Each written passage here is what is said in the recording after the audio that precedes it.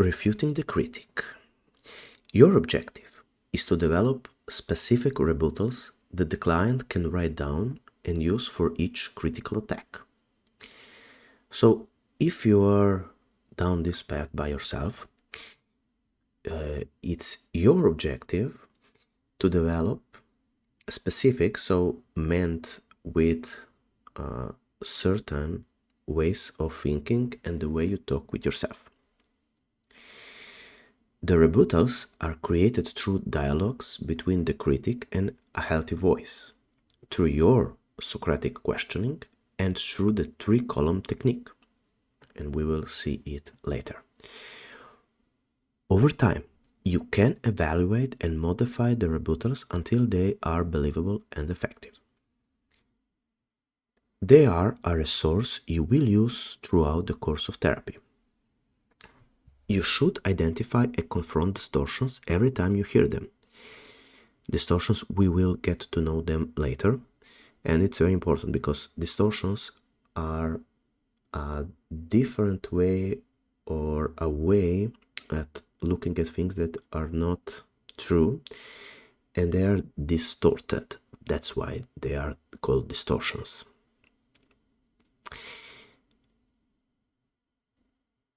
So you are modeling the session, what you want the client to begin doing on his or her own.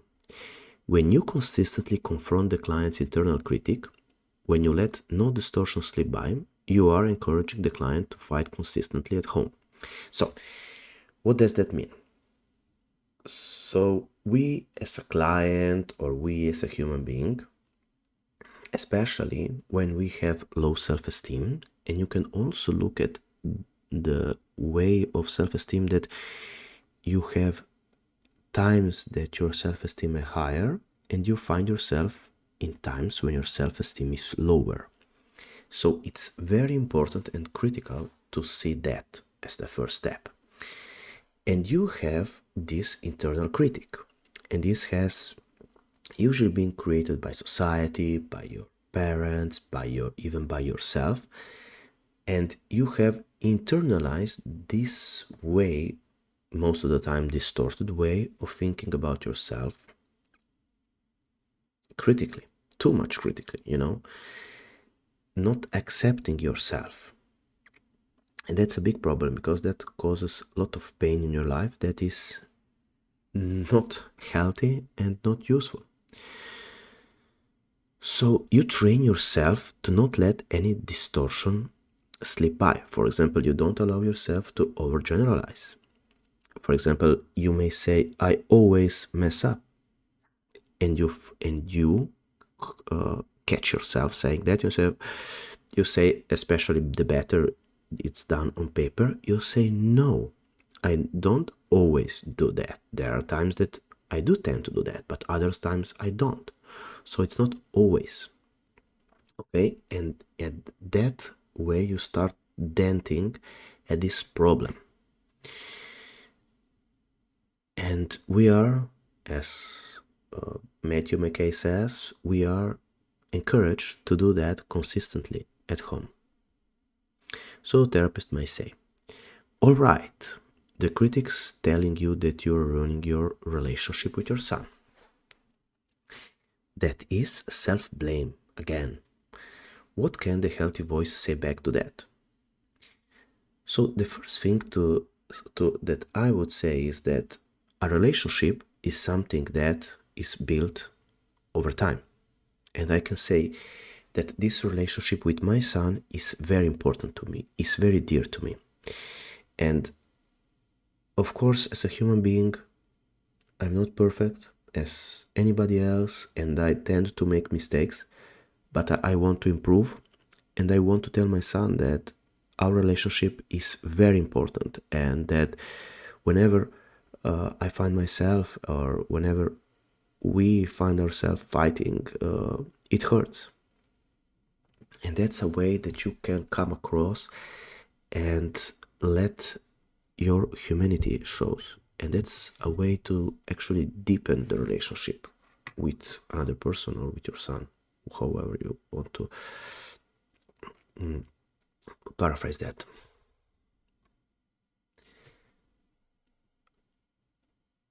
Another tool in our arsenal is thought stopping.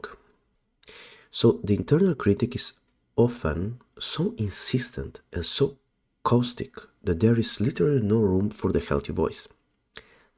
So it puts our healthy voice on the sidelines.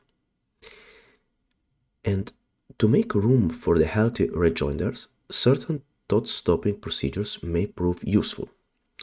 Chapter 3 describes howitzer mantras, a simple technique for thought interruption.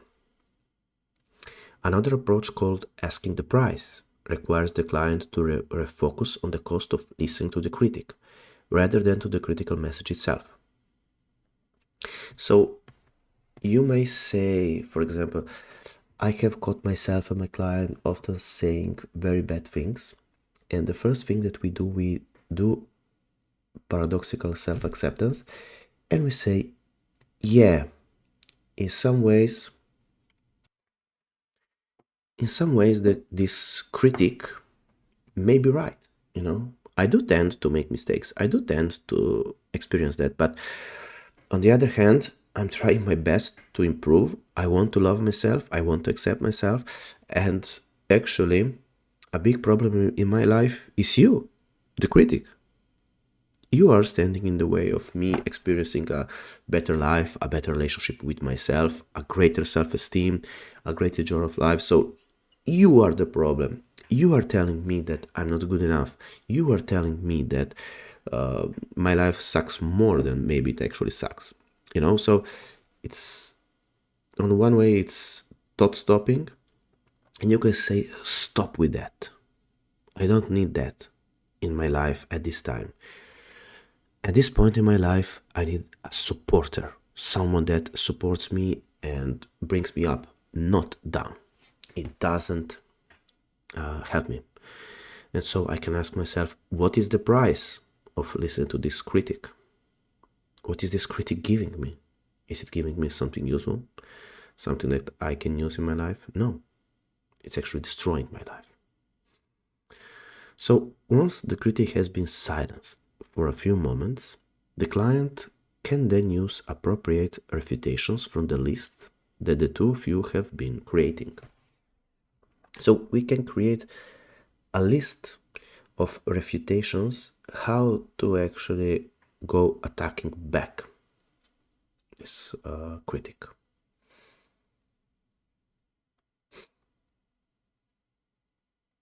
Our next tool is identifying the strengths. Concurrent with your work to defeat the critic must be a program to bolster the client's awareness of genuine strengths and assets. Even though you may think that you don't have, you do have genuine intrinsic strengths and assets. Everyone has them. Chapter 4, Accurate Self-Assessment, has a rather detailed methodology for this. The bare minimum you should do includes the following. Work with the client to create a list of genuine strengths and assets. If he or she has difficulty identifying strengths, ask the client to view him or herself as friends and loved ones see him or her. I did have that problem in the past because it was very hard. Because in the past I was very focused on just one part of my life, actually. 2. Have the client identify his or her most troubling weaknesses. Point out how the weaknesses are often couched in pejorative language. Revise this using accurate, non-judging descriptions. Request that the client use only the accurate descriptions when talking to you. So instead of saying, for example, I am a total failure, I can start to describing what failure actually is. Am I failing often, always, usually, all the time? It cannot be all the time because, for example, if the client comes to you, then she has clearly accomplished that. Okay, so it cannot be always. Encourage the client to use affirmations taken from the strength list. This can be reinforced through the use of signs, for example, affirmations displayed on the shaving mirror, the closet door, in the wallet, and so on. From the strength list, you should select 2 to 4 qualities that you genuinely appreciate in the client. At least one of these should be worked into every session.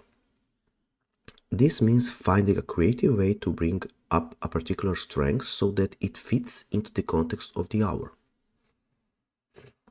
For example, quote, I am aware of how much tenacity it has taken to deal with your daughter's drug problem.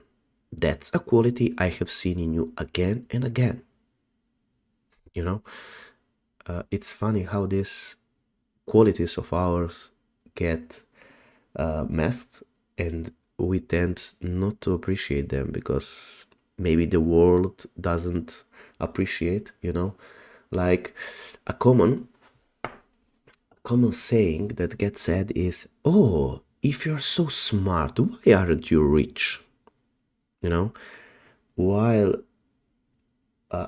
telling that only the rich are smart, but have you encountered rich people that are not smart, etc. But you tend to view the world just, for example, through the lens of richness, and so you put everything against that. Quote, I am reminded again of your capacity for genuine caring and support. You gave a great deal to your brother. Again, we may say that caring and support doesn't count, but on the other hand, that's just a so important quality to possess in our lives. Thinking about our self-esteem and being critical to ourselves. How better would it be to have people actually caring for us and supporting us? And that can be you to yourself. Again, I see this ability to problem solve and cope in the face of crisis. Remember, the last time you did that was blah blah. Okay?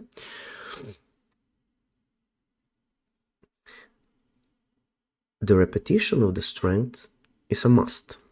Remember that your client's self-esteem was damaged originally when an authority figure, example parent, repeatedly attacked his or her worth.